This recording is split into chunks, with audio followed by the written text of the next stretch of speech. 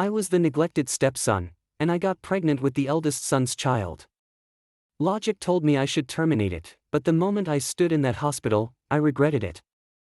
So that night, I changed all my contact information and bought a plane ticket to City A.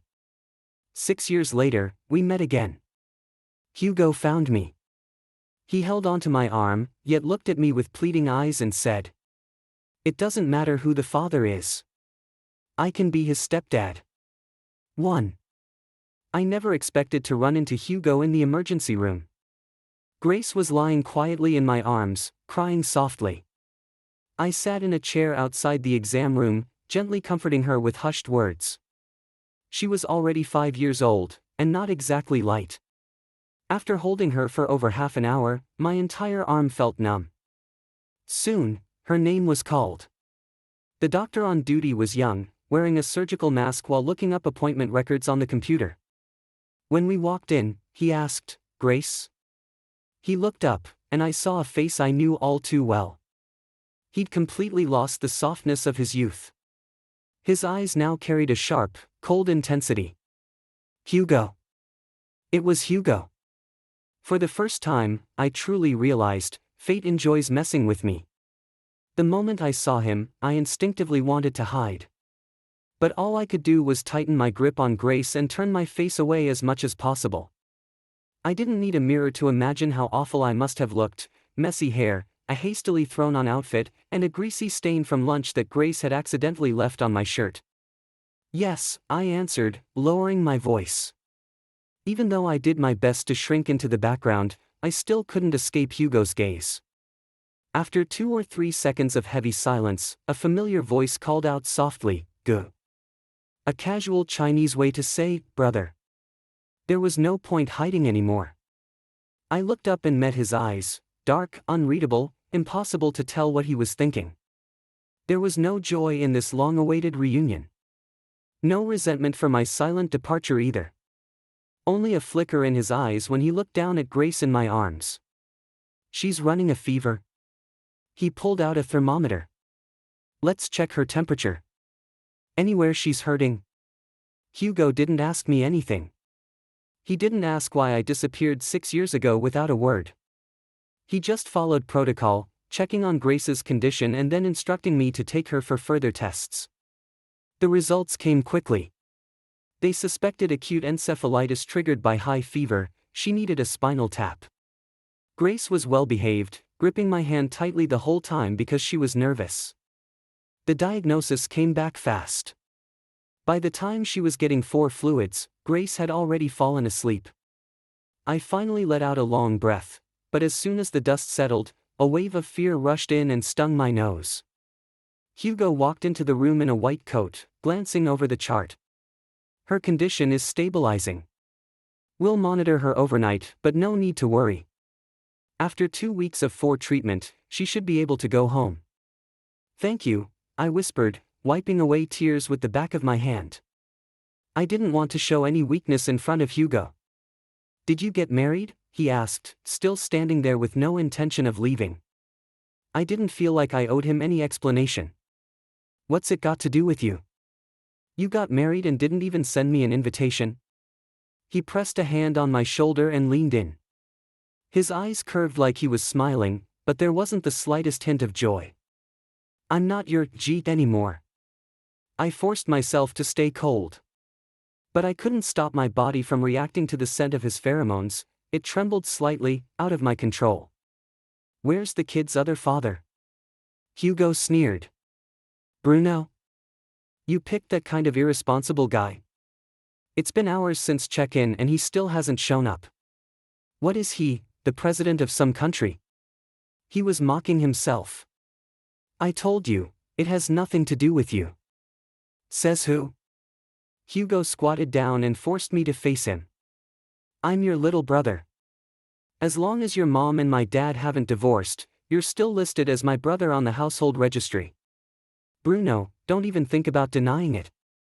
"Who is that man?" His palm clamped around my wrist, slowly tightening like a snake. "If life out there was so awful, why didn't you come home?" I couldn't help but laugh bitterly. "That's your home, not mine." Hugo shook his head like a stubborn child refusing to accept the truth. There's no such thing as a home of mine unless you're in it. I softened my tone, trying to reason with him. Hugo, I have my own home now. I have a child of my own. I don't need that old home anymore, do you understand? Then what about me? You don't want me either? His eyes turned red almost instantly. The tears gathering there looked like they were ready to fall. I've always had a weakness for Hugo when he cried. And he knew it, he used it like a weapon. I let out a sigh. Hugo, don't do this. It's okay if you don't need me. I've been looking for you for so long. Just, promise me you won't disappear again without a word. Please. His voice was almost a plea. 2. Grace's fever had dropped significantly by the next day. She still had a slight temperature, but her energy had improved.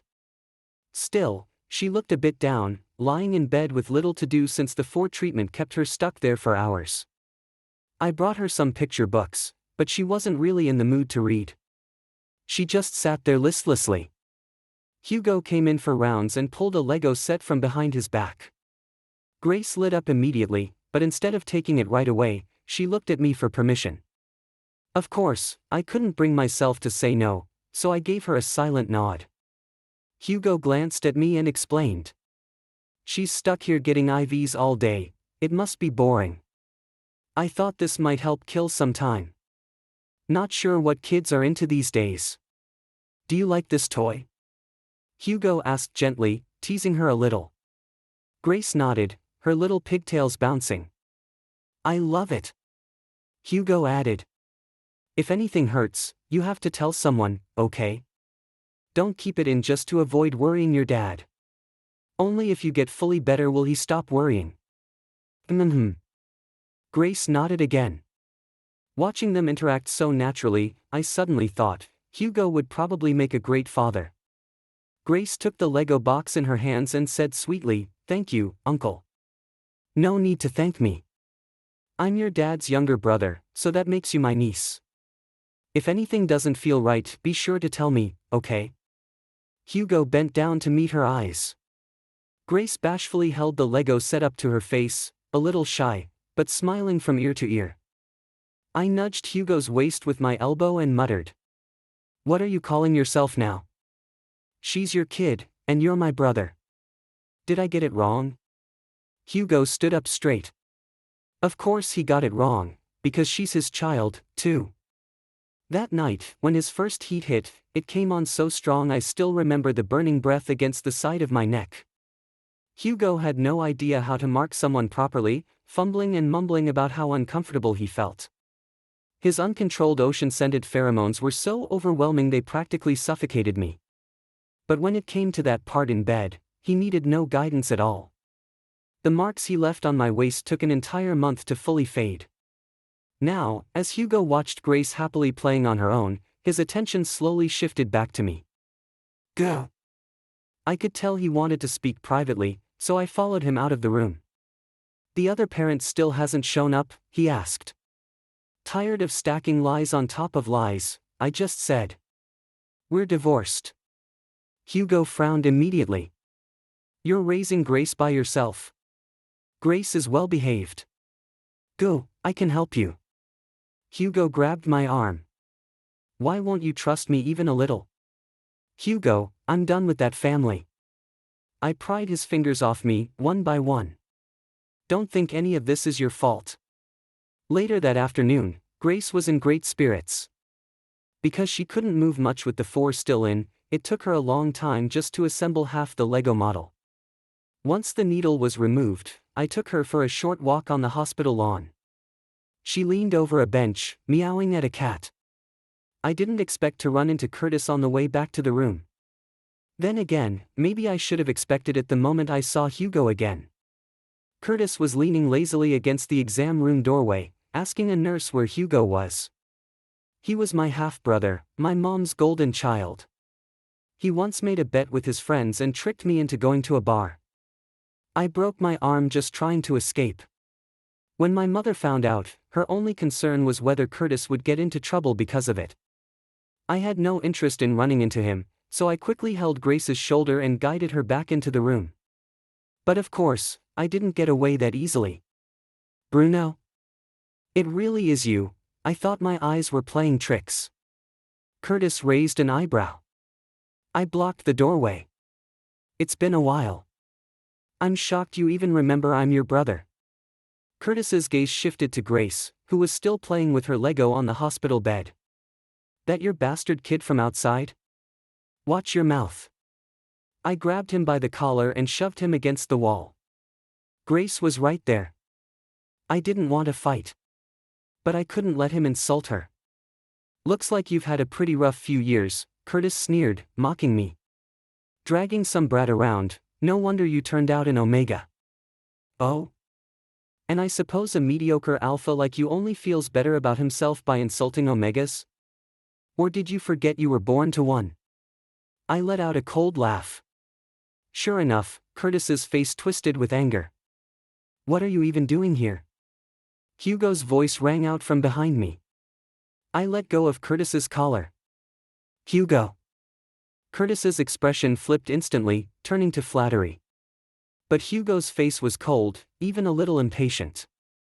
I thought I told you not to show up at the hospital. Curtis's smile faltered.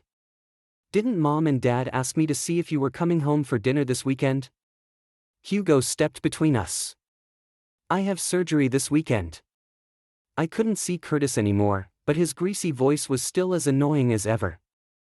Hugo, you've been in City A for months and haven't gone home once. Mom and Dad miss you. Hugo glanced toward the half-open door to the hospital room. There's a patient. Say what you want and go. I closed the door behind me and returned to Grace's side. A moment later, Hugo came in. Did you take Grace's temperature today? What was it? 37.8. About 100 degrees Fahrenheit. He nodded. Still a little high. Any other discomfort? Grace shook her head. Nope. After recording her symptoms, Hugo looked back at me, concern in his eyes. Go, you don't look so well. Only then did I realize, I was nearing my heat cycle. But with everything going on with Grace, I'd forgotten to prepare any suppressants. Hugo said he had some spares in his office. I told Grace not to wander off and followed him there. While he searched for the meds, he asked, Does your arm still ache when it rains? It actually didn't anymore, and I was surprised he brought it up. Maybe Curtis had reminded him of it. Back then, Hugo broke Curtis's leg over that incident and got locked up for a week. I patted Hugo on the shoulder. That's all in the past. He placed 2 tubes of suppressants on the table and pulled up my sleeve, revealing the jagged scar. No, it's not. I know you hate us, Hugo said, brushing the scar lightly with his fingertips. It was the one I got when I was hit with a beer bottle at the bar. He looked at me with those same innocent, stubborn eyes. But you can't hate me. That's not fair. Hugo was the only one who ever truly loved me. It was that love that made everything feel a little more bearable. All I ever really wanted was a home of my own. That's all. The places he touched began to burn. It was that familiar, overwhelming heat. My vision started to blur. Hugo caught me as my body began to slide down. Your heat has started. I reached for the suppressants on the table. But another hand shot out and knocked both tubes to the floor. The sound of shattering glass echoed faintly. Hugo's voice followed, light as air, completely unapologetic. Sorry. I accidentally broke the suppressants. 3. A gentle touch brushed the sensitive back of my neck, warm breath whispering by my ear. I shivered for a moment but was gently forced to lift my head by the hand at my neck. Bro. Even now, Hugo's tone was soft and coaxing, trying to act cute. My voice trembled despite myself. Hugo, I still carry your family name. He chuckled softly, his arm wrapped around my waist, turning me toward the table and lifting me slightly. Forgot? We're not actually related by blood. Hugo is my younger brother, and I thought I knew him well. But after 6 years apart, so much must have changed, I barely recognized him anymore. No matter the situation, he could always say whatever benefited him most without flinching. The kid who used to cry in my arms about our strict father had somehow learned these tactics all on his own. Hugo, I called his name with a mix of feelings I couldn't even sort out myself. You're doing this on purpose. The uncontrollable sensation in my body grew stronger. I was losing even the strength to stand on my own. The only support was his arm wrapped tightly around my waist. Bruno, I can help you. For the first time, he called me by my full name, his childish innocence gone, replaced with determination. In the time apart, he had grown into a mature man. The childish tricks I once used on him no longer worked. His lips were cool and soft as they lightly brushed my forehead. My skin pressed against the cold table without resistance. I instinctively tried to pull away, but the person in front of me held my leg lightly and pulled me into his embrace. His hug was warmer than any vague memory I had. But I quickly realized something was wrong.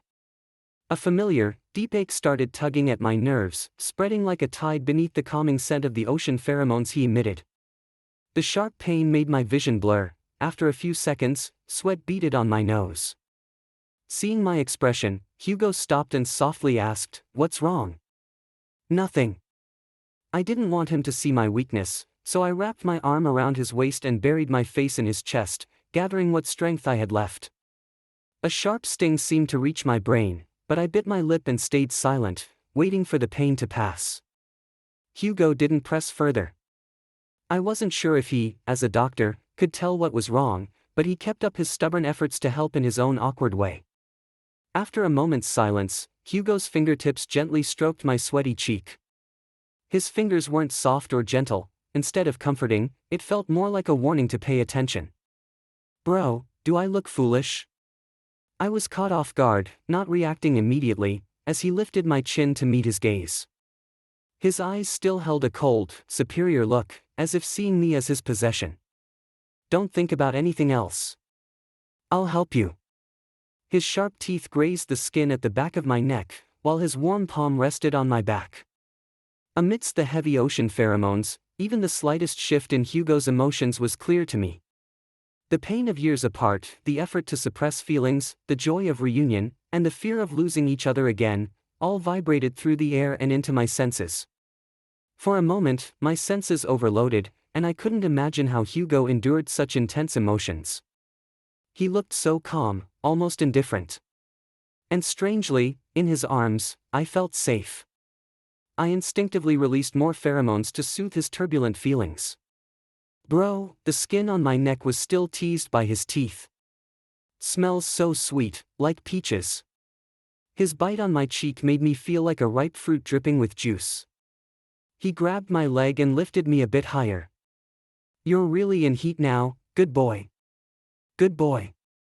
Hearing that name, an even deeper heat rose inside me. I felt like I might dry out completely in this warmth. "Don't call me that." Hugo raised his eyebrow but obediently stopped. The scent of peach and the cold sea pheromones mingled in the room. Once again, I was lying on the same bed as my brother. 4. After everything was over, I dragged my aching body to check on Grace and found she was already asleep. The temporary marking left me drenched in Hugo's pheromones, as if I'd been soaked in them. Luckily, Grace hadn't started her own cycle yet, so she couldn't smell any of it. But for the adults in the hospital who had already gone through their cycles, what had happened between Hugo and me was obvious without saying a word. The nurse changing Grace's dressing couldn't hold back her gossip.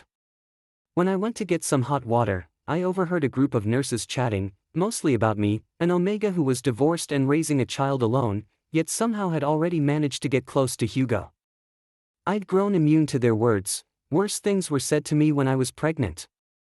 Because the other father had never appeared, I became their target, labeled a gold-digging homewrecker trying to cling to a wealthy family through the child. Back then, due to lacking pheromone supplementation from a partner, I even developed pheromone imbalance syndrome. Loss of appetite, acid reflux, swollen calves, and nighttime cramps were regular occurrences. In the lonely, sleepless nights, I wondered if it was worth it. If I terminated the pregnancy, I could still go home and be the brother Hugo got along with peacefully. But during bright daylight, my mind would fill with tenderness and hope for the baby inside me, my child, my blood, my family, my home. This wasn't my home, and I would never, ever go back there. After Grace was born, my pheromone imbalance didn't improve, irregular cycles followed, sometimes lasting 2 or 3 days, sometimes half a month. The inhibitors lost their effectiveness after long use. Hugo's arrival changed everything. I cared for Grace by day and relied on Hugo's temporary marking to get through the brutal cycles at night. He was sharper than I thought. Pheromone imbalance syndrome. He slammed the case file on the table in front of me. No wonder your cycles have been so abnormal. It's common during pregnancy, caused by a lack of pheromone intake from a partner. Hugo pressed on my shoulder. Bro, tell me, what really happened? Seeing the anger on Hugo's face made me want to laugh for a moment. How ironic, wasn't it? His eyes silently and stubbornly fixed on me as countless long explanations ran through my mind, true or false. But when it came time to speak, I felt too tired and just shook my head, whispering 4 words, I don't want to say. I had promised my mother I'd keep this secret forever as my last repayment to her. That night, the hospital lights cast cold, rigid shadows on everyone's faces. I begged my mother to let me keep the baby and promised I would take this secret and run far away, never to return to their family. For the first time, I realized how cruel she could be. For her own future, she forced her own child onto an abortion table at a small clinic. All my dreams of family shattered the moment I knelt before her. I no longer begged for her love. Under the harsh surgical lights and cold instruments, I couldn't see her face clearly through my tears, only felt a brief softening in her attitude. But it wasn't pity for me, it was a final transaction. If you don't abort the child, fine. But you must take the baby and leave forever. Never come back. My first 23 years flashed by, and the moment she hesitated was the moment she loved me most. I was no longer just someone else's child, I had a child of my own. Hugo, frustrated by the lack of answers, released his grip on my shoulder and looked down at me, pressing harder with his words. Grace told me she only has one dad. Hearing Grace's name from Hugo made my heart race, suddenly realizing so much was out of my control. What else did Grace tell you? You're not married, right? Hugo's dark eyes locked on mine. You lied to me. I don't know what you mean. I avoided his gaze, stood up, and tried to escape the suffocating room, but Hugo grabbed my wrist and pulled me back. The pheromones he released overwhelmed my limbs, stopping me from moving further. It doesn't matter whose child it is, I can be his stepfather. A warm body pressed against my back.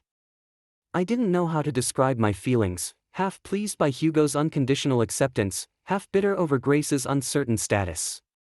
My heart was caught between 2 extremes, both tearing me apart.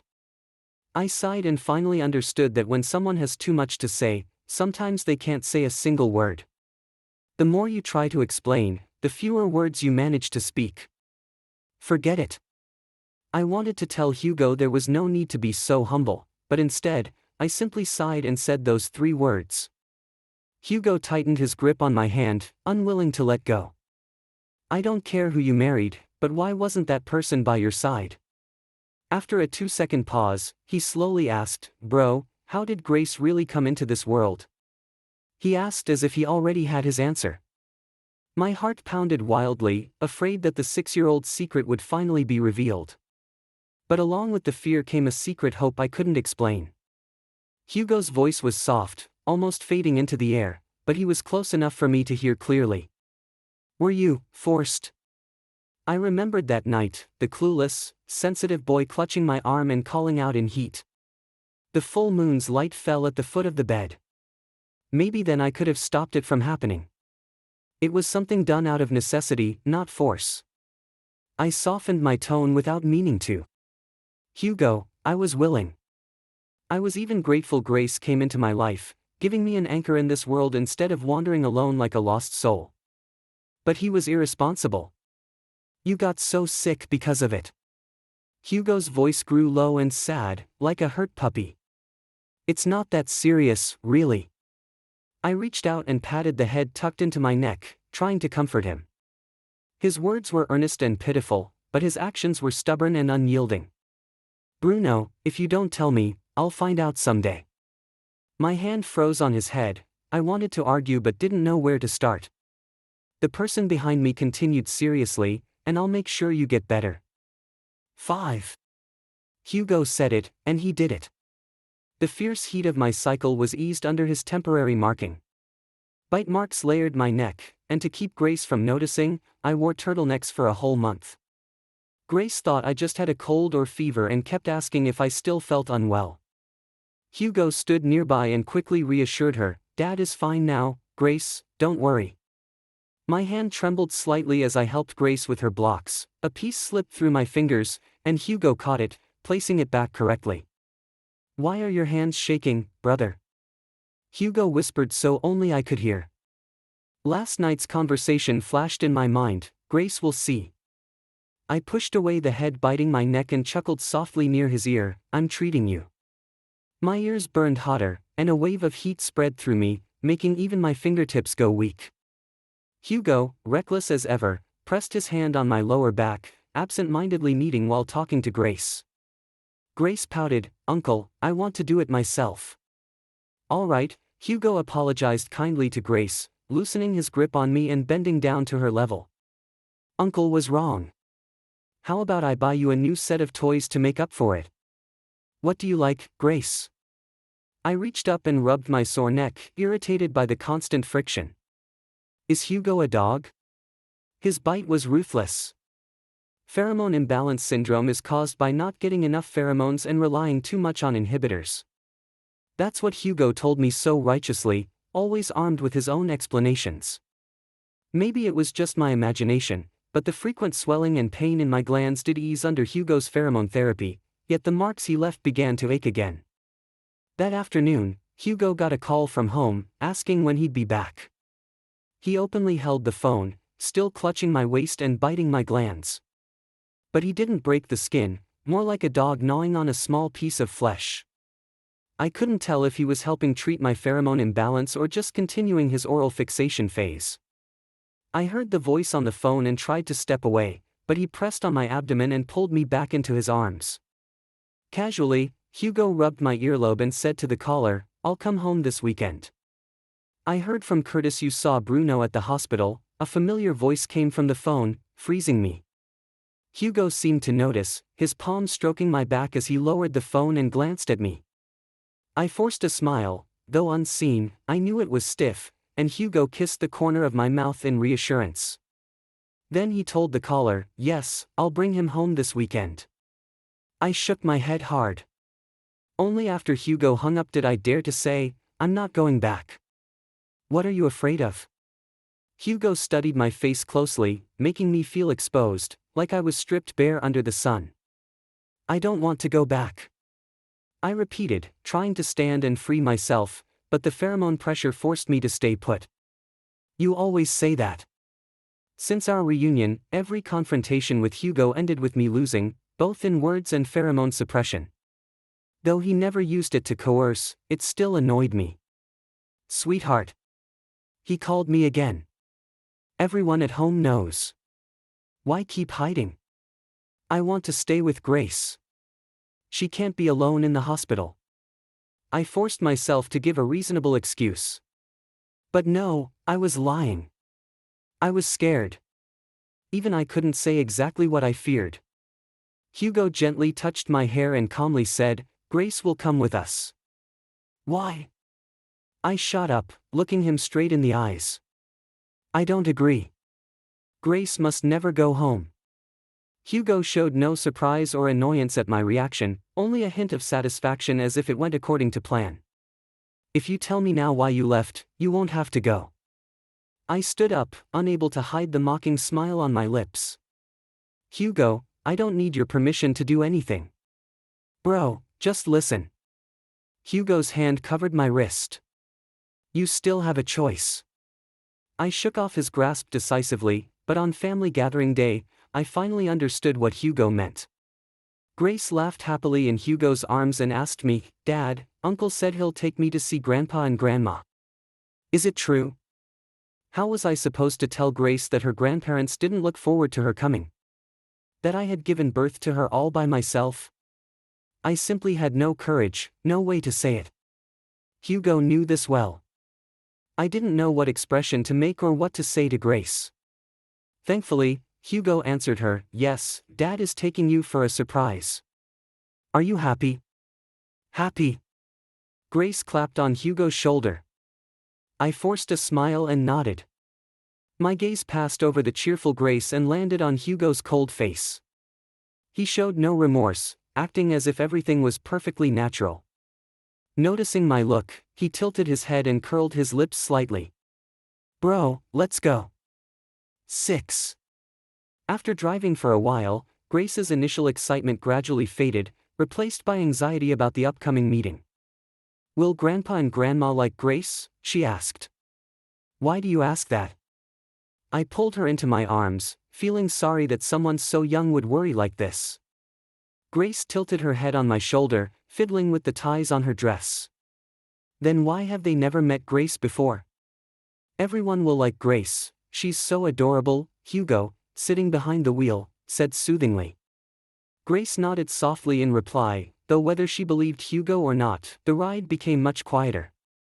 We arrived at a familiar place, my old home. My mother sat on the sofa, leisurely drinking tea, her skin glowing with the care of years. Hearing the door open, she turned with a bright expression. I knew it was practiced warmth, the mask she always wore. Hugo's back. Auntie made your favorite fish. Her warm words stopped abruptly when she saw Grace in Hugo's arms and me following behind. Her smile froze like a mask glued to her face. She probably never expected me to come back. At the first sight of me, she forgot to hide her reaction. After 2 or 3 seconds, she forced a stiff smile and said, Bruno? Bruno. Does Mom even remember what Bruno liked to eat? So all these years I was gone, you really, truly, lived happily without a trace of missing me or guilt. But I am your child, born from your body, carrying your bloodline, your flesh and blood. Isn't that true? Looking at her startled face, I strangely felt a sense of relief. The love I had longed for over 23 years returned in a twisted, painful form. I looked at her face and genuinely smiled, Mom. She still stood stiffly, staring at me, speechless. I squeezed Grace's hand. Grace, say, Grandma. Grandma, the little girl mumbled timidly from Hugo's shoulder. I turned to her. Mom, this is my child. Mom's face went pale, as if she aged several years in an instant. After a long pause, she finally spoke. It's good you're back. What's the child's name? Is it really good that I'm back? Then why do you look like you've seen a ghost, Mom? I gave up childish defiance and wiped the mechanical smile off my face, answering flatly, Grace. My stepfather showed no surprise at my presence and didn't really care. After all, I'm not his biological child. He went through the usual motions, asking Hugo and Curtis about work, then suddenly remembered to ask about Grace's age and school. I knew he wasn't truly interested and gave brief answers. Hugo's been so busy with work. It's rare he comes home. Stay here, we'll get a room ready, Mom said to Hugo while glancing at my stepfather. I sat holding Grace, a silent witness to this cold family drama. Bruno and Mom hesitated. Grace, I interrupted sharply, covering Grace's ears.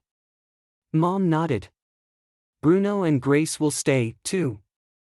Have Xiao Fong prepare a guest room. Where's your old room, bro? Hugo asked, clearly already knowing the answer. Curtis's face darkened but he held back. Mom diffused the tension, it's full of clutter. Clearing it out will take time. I wasn't picky and said casually, the guest room will do. That evening, Hugo brought Grace milk and stayed until she finished it. It started raining at night. I was awakened by dryness in my throat and went to the kitchen for water. The room was pitch black except for a sliver of moonlight spilling onto the table. Years ago, Hugo and I had sneaked to the fridge in the dark night wearing pajamas to steal ice cream. Back then, we had each other. I looked at his clear profile under the fridge light, feeling it was the happiest moment of my life. Lost in thought, I bumped my shin on the table's corner. The sharp pain made me curl up. Afraid to wake anyone, I clenched my teeth and swallowed the scream. At 2 a.m., I wasn't the only one awake. Curtis, dressed in his day clothes, leaned outside on the balcony, smoking. Hearing the noise, he shone his phone's flashlight into the living room, the cold, harsh light piercing my eyes. I reflexively raised my arm to block it. "I really don't get how you can come back with a bastard in tow," he sneered. His face was lost in shadows, only the flickering red tip of his cigarette visible as his lips moved with mocking words. I'd heard that tone my whole life. Mom's indulgence let him treat every bit of me like a trophy, and every irritation he caused as a medal, ruined homework, soiled clothes, broken collectibles blamed on me. I have to admit, he's uniquely talented at being an asshole. "Curtis, you can keep your mouth shut if you can't be nice." I stood and grabbed his cigarette, pressing the burning tip near his eye, close enough to singe the whole eyeball. But then the sharp scent of rum mixed with the rain outside weighed heavily on my shoulders. The pungent alcohol overwhelmed the room. An alpha's pheromones. I hated my body for trembling uncontrollably under his dominance. "Do you know why I despise you?" Curtis chuckled scornfully. I clenched the table corner to keep balance, my palm aching, my bruised shin hurting too. I sneered back. "Because all you have to support your fragile confidence is this." Using my last strength, I pressed the cigarette to his ear, the burning skin crackling, then flicked it away with a punch. In the dark, he spat curses and grabbed my hair, yanking me up. The pain in my scalp and pheromone suppression made resisting futile. The unburnt cigarette reeked, mixing with strong rum, dizzying the room. "Brother, why do you insist on coming back when you have a good life outside?" Though we are half-brothers sharing the same mother and blood, his voice and scent made me feel visceral rejection. Curtis rarely called me brother, and hearing it from his mouth felt disgusting. Lightning flashed outside, illuminating the room. I saw the disgust and twisted desire on Curtis's face and thought first of all, Grace was still in the room. If she woke up and didn't see me, she'd be scared. I have to go back. I will go back. 7. What are you two doing? My mother's voice thundered through the storm. Curtis and I both turned our eyes toward the stairs. On that night filled with thunder and rain, my mother seemed like a ghost long lurking in a painting. "Had enough noise? Still want to wake your father?" Dressed in a nightgown, she held herself with an air of elegance, chin raised, eyes lowered as she looked at us. She saw me kneeling at Curtis's feet, hair pulled, looking utterly humiliated. Curtis finally snapped out of it, slowly reining in his pheromones, but the scent lingering in the living room was so strong it could make a non-drinker dizzy. "You ruined one child and still want to ruin a second." My mother approached with a cold glance slanting at me.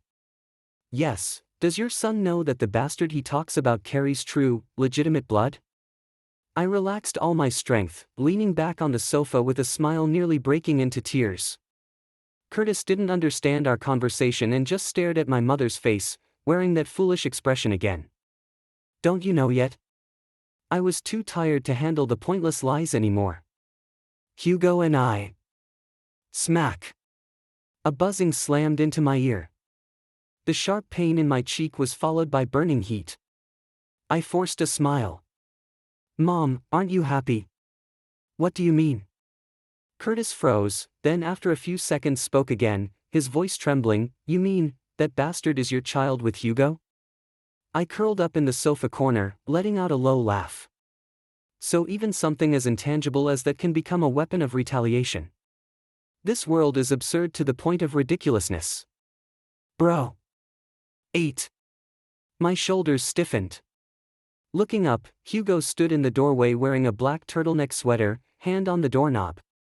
He seemed completely unsurprised by what had happened. "Is what you just said true?" Hugo walked over step by step. I shrank back, trying to hide, but he grabbed my arm and pressed me down on the sofa. His embrace was warm. He had grown fast, half a head taller than when I left, and with one arm could wrap me completely into his hold. The smell of rum is awful, Hugo wrinkled his nose, ignoring Curtis's dark face and my mother's pale lips beside him. He sat on the sofa, clearly unfazed, even in control. His gentle touch rested on my gland, where suppressed pheromones slowly diffused into the air under his calming presence. A strong palm covered my trembling waist. Hugo looked up and met the eyes of the other two. So Auntie has known all along, even before I, the father, found out. His tone was calm, but the pheromones in the air projected pressure, squeezing the very breath out of the room. Hugo, I clenched his sweater at his shoulder, trying to steady my ragged breathing. Grace. Don't worry, she's still asleep. He kissed my hair softly, stroking my head in front of the stunned looks from Curtis and Mom. I knew he did it on purpose. Unable to control my body under the conflicting pheromones, I pressed my forehead to his shoulder, and my words came out not as gentle whispers but sharp. What did you put in the milk? Something to help Grace sleep better. I'm a doctor, don't worry, it won't harm her.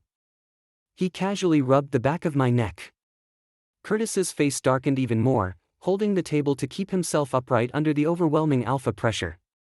Bruno was my brother before you were born. Hugo's palm pressed firmly on my burning cheek, his cool hand soothing the swelling. He tilted his head slightly. I don't care whose child he is or whose brother he is, but he is mine, my brother, my wife, who bore my child. Auntie, you're being a bit presumptuous, Hugo scoffed lightly at the two standing nearby. I had no energy left for anyone else, just gripped Hugo's shirt tighter. Grace and I are going home. Hugo's hand at my lower back paused. All right. His gentle voice came with a thumb brushing behind my ear. Where you go, I go. 9. By now, I couldn't tell if this was all a show Hugo was orchestrating and I was the fool. He had known everything all along. I don't know when the truth was revealed. Searching my memory, every scene had no clear clue. In the car, I finally asked the question. When did you find out? I kept a blood sample from Grace's test, Hugo said, turning to look at me like a dark, eerie ghost. Bro, why didn't you tell me? I thought that night was just a dream, I said as he leaned close, lips brushing my hot cheek. I quickly moved away. So you brought me home on purpose, just to force me to tell the truth? I never imagined this person before me would put me in such an embarrassing position. Hugo, you're too much. You ran away without telling me, kept it secret until today. Couldn't I do this? Hugo laughed coldly. Tell me, if I hadn't done this, would you have kept this secret until death, hiding from me? He was right. I probably would have. The air fell silent. Silence itself was an answer. A hot tear dropped on my collarbone. I froze, almost thinking it was a hallucination. Hugo still stayed close, head lowered, his hair hiding his expression. Bruno, I love you. He finally looked up at me. No tears, just eyes like black holes swallowing all light, pheromones swelling with his emotions. I felt his unstable feelings, as if they might tear him apart. Don't leave me. He didn't say it pleadingly, every word was a command. Though afraid, his tone was threatening. He pulled a bottle of medicine from the car's storage and patiently explained its effects. But an overdose can cause shock, even death. At that moment, I wished I didn't know Hugo so well, wished all my assumptions were just one-sided hopes, that I had guessed wrong. What do you mean? My voice trembled without control. Don't leave me.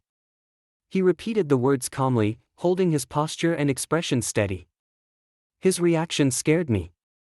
I grabbed his wrist holding the bottle. I won't. I won't. I repeated without thinking. So many questions crowded my mind, but disorganized, I could only repeat those 4 words over and over, clutching his wrist tighter. Hugo nodded, then leaned in to nip my lip like a dog. The air in my mouth was sucked dry. When he let go, my tongue tingled. Hugo would die if he left me. This wasn't an exaggeration. Now I truly understood. 10. The next day, Grace woke up feeling strange and asked why we had come back. Hugo had already prepared an answer. You had a slight fever while you were asleep yesterday, so Daddy was worried and took you back to the hospital overnight. See, Daddy is tired. Daddy, Grace whispered softly and climbed into my arms. I don't know when I'll be accepted. Hugo was playing the pity card again. Grace didn't understand what he meant, but seeing him sad, she went over to comfort him. Little uncle, don't be sad. I watched Grace wipe away the non-existent tears from Hugo's arms with her little hands. The sunlight was bright that day when, on a whim, I said, Grace, he is your dad. But Grace's little brain couldn't process such an overload of information. Little uncle is Daddy's brother. Not his biological brother. I blurted out too quickly and had to explain it that way. Hugo was stunned for 2 seconds, then gently explained the situation to the little girl in his arms. I have 2 dads. Grace was fond of Hugo, so she was happy to hear the news. But this also caused a problem. When Grace called Daddy, we couldn't tell which one she meant. Hugo, with mischief brewing, told Grace at some point to call me Mom. Grace had never called me Mom since birth, so I felt a bit embarrassed. But I couldn't refuse Grace just over a name, so I agreed every time, and she gradually got used to it. As her condition improved, she was ready to be discharged. Under Hugo's urging, Grace and I moved into the new apartment he rented. There are only 2 bedrooms, you and I share one, Grace gets the other. Grace has never slept alone. Grace is a girl. You can't always stay with her. She's 5 now, she should learn to sleep alone. Hugo argued with conviction. He was right. Grace was a little girl, still young and unaware of gender, but I couldn't pretend not to see that. Grace cried for a long time because of this, and I almost softened. But Hugo was patient, quietly explaining to the little girl that he would read her stories at night, and if she was brave, she would have a friend to keep her company while sleeping. That friend was a doll, and Grace nodded slowly, her tear-wet lashes crooked against her eyelids, reluctantly agreeing. One ordinary afternoon, Hugo knelt on the floor and presented a ring to me, saying, "Let's get married." I had long known marriage couldn't bind 2 people, it could even create more friction. Strong blood ties didn't guarantee affection, much less a thin sheet of paper as proof. But when Hugo said those words, I was still very happy. I finally had the happy family I had dreamed of and longed for. I had searched for it painfully, crossing mountains and rivers, going down countless wrong paths, but in the end, I still returned to Hugo. We never went back home after that. I didn't know if such an unconventional relationship could be accepted by others, but thanks to Hugo, I never heard any nasty words. Mother and stepfather divorced. I knew Hugo had a hand in it because he had said many times he wanted us to appear together on one household registration, not as siblings, but as husband and wife. In early spring, I started feeling sleepy and nauseous.